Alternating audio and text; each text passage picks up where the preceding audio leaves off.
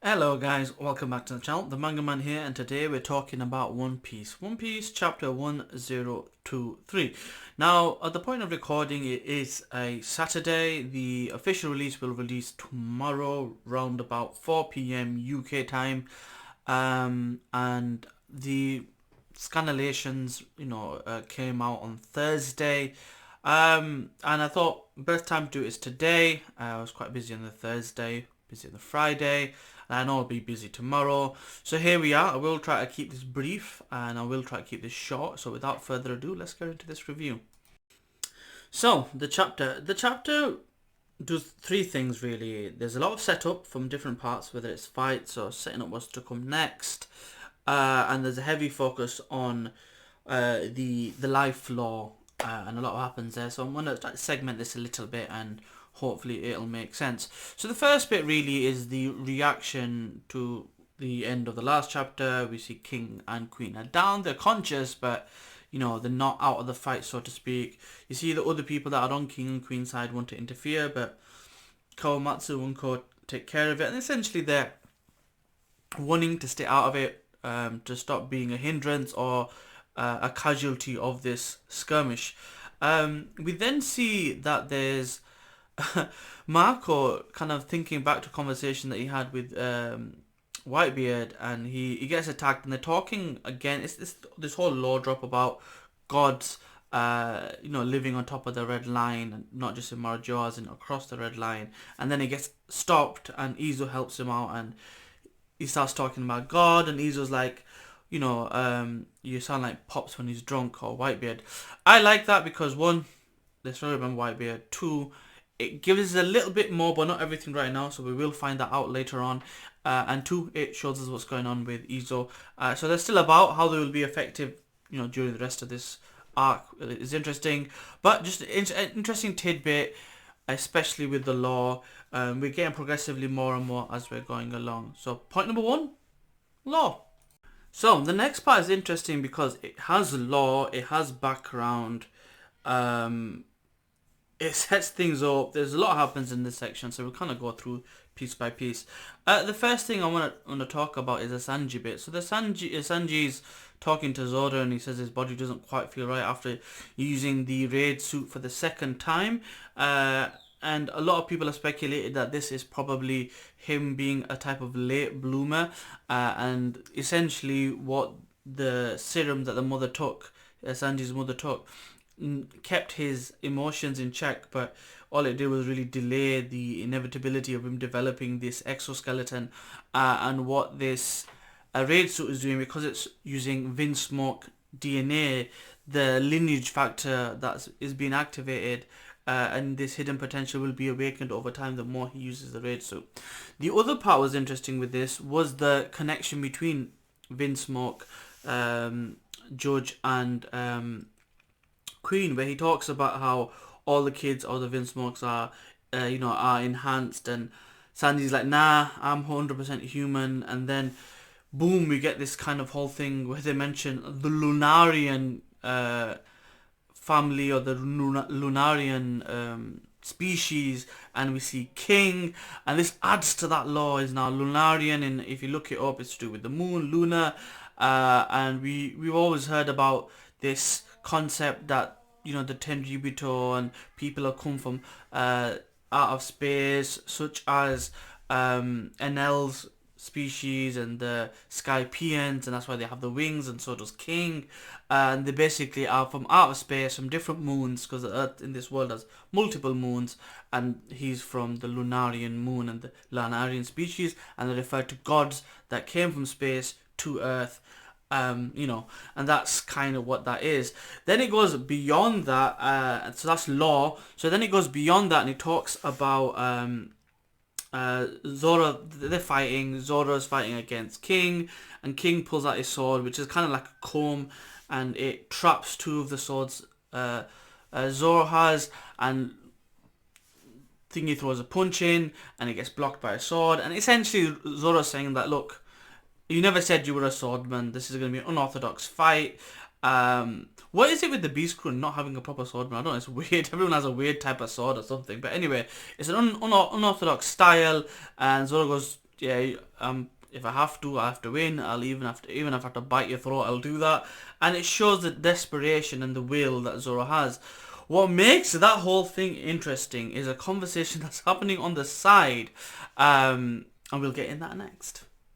So this whole thing really needed a separate little piece. I didn't want to just gloss over this because specifically there's a conversation that is had between Kawamatsu and Hyogoro, who basically says that Zoro fights a lot like a younger Ushimaru Shimotsuki. Ushimaru Shimotsuki, from my recollection, was the daimyo of Ringo. He was the partner of the fox, who was Onimaru or Gyukimaru, and his name means bull, and it's to do with a legend. You can check out Tekken 101, he talks about this a lot.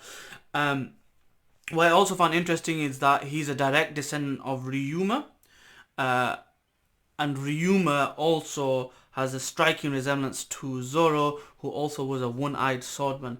The fact that that is mentioned, that he's a direct descendant, Ushimaru is direct descendant of Ryuma, and he looks like both Ushimaru and Ryuma, makes this very interesting. Because he's a young Ushimaru, which tells me that Ushimaru was old or advanced aged when he fought and lost the battle against Kaido 20 years ago.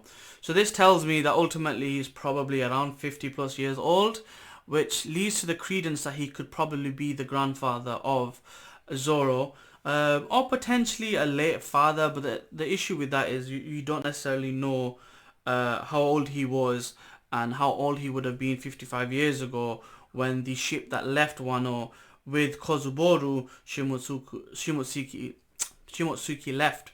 Now, if this is an instance where he was leaving and he gave his son with him or something like that, it's interesting. But this is all pointing to them being related somehow, whether he's a grandson or a far relative or something like that.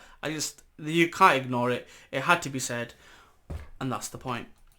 The next point I want to talk about is the setup of fights. There's 3, 4 if you include the ending, but I want to use that in a separate point.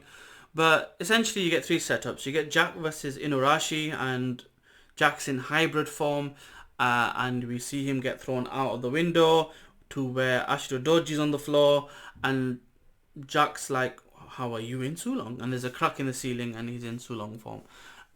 Is this the crack that Big Mom made? Has this been set up all along? But the fact that he's in hybrid form, and the fact that now there's a Sulong in Arashi plus probably Ashura Doji can essentially be okay for this to be the outcome. Ashura Doji helps out and they basically take down Jack. I'm fine with that. The next part we see is Sparrow is basically thrown out of the school. He's outside to where Wanda and Kara is, and he goes into Sulong form. Again, no problem. I'm fine with that. Them 3 taking him down, or at least Kara and Wanda getting in the final blows, no problem.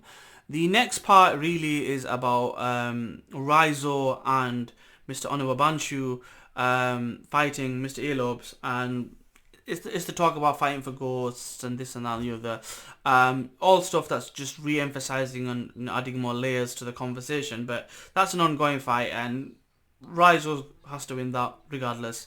Although if he doesn't kill him, ultimately he's probably going to serve the Shogun down the line anyway. So let's move on to the final bit, and let's round up this chapter review.